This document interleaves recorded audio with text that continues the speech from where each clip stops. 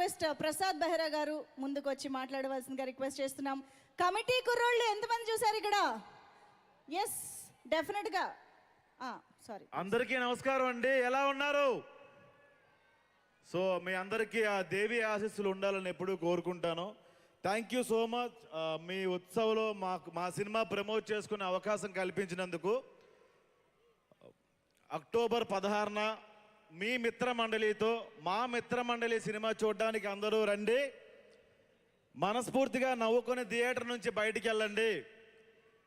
And Dasara తర్వాత Deepavali October 16న వస్తుంది మన మిత్రమండలి.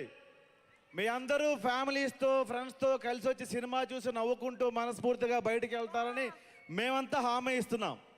Thank you so much. అరే వా